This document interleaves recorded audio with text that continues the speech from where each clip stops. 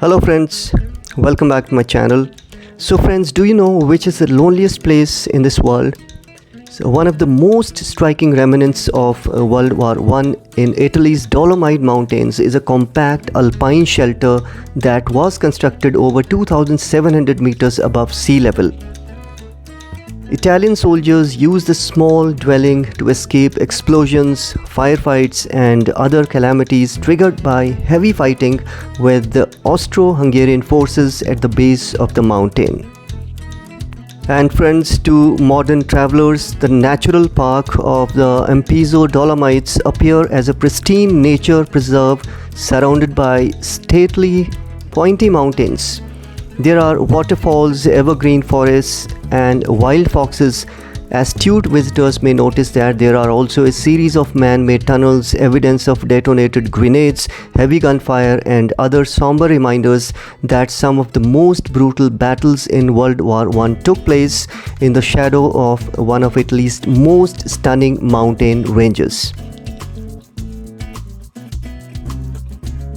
Friends, the route to Italy's most precarious alpine shelter isn't for the faint of heart. Climbers must scale a rickety wooden stairway sprinkled with loose rocks and walk on a series of less than sturdy wooden planks. From the base of the mountain, climbers ascending Monte Cristallo look like they are perched on a narrow edge. To an onlooker, it appears that the slightest wind could cause a hiker wending their way up the mountain to lose their footing and topple over Monte Cristallo's edge. Those brave enough to reach the alpine shelter's narrow stone porch are greeted by a breathtaking panoramic view of the Dolomites. Scaling a steep mountain and seeking refuge in a tiny dwelling in an attempt to evade explosions, gunfire and avalanches must have been taxing beyond belief for Italian soldiers during World War I. Surely the alpine shelter's magnificent view provided some measures of peace and comfort to war-weary soldiers. Especially the adventure junkies, climbers, hikers and even history buffs would definitely enjoy this nearly impossible to reach spot in the Monte Cristallo massif inside the national park of the Ampezzo Dolomites. And friends, even if you manage to get yourself up to it, the building is so old that it could fall at any moment, especially the doorway.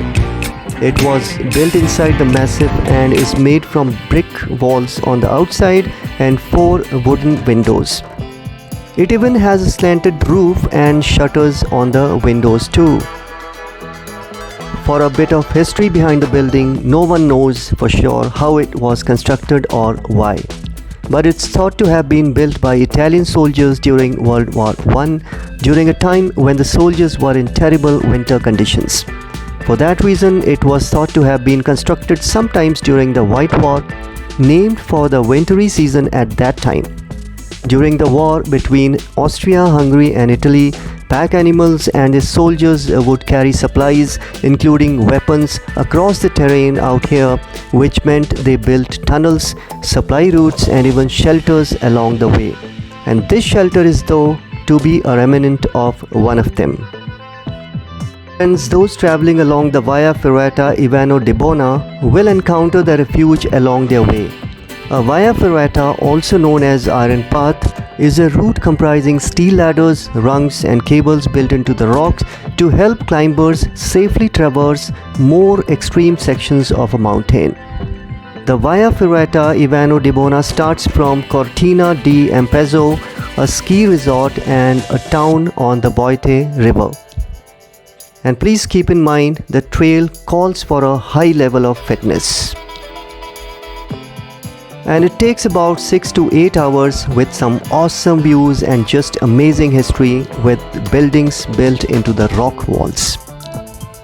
And there are several other wartime shelters to discover along such routes in the Dolomites, which were declared a UNESCO World Heritage Site in 2009. And friends, it is believed that the conflict, which ended on the Italian front on November 4, 1918, claimed the lives of over 6 lakh Italians and 4 lakh Austro-Hungarians.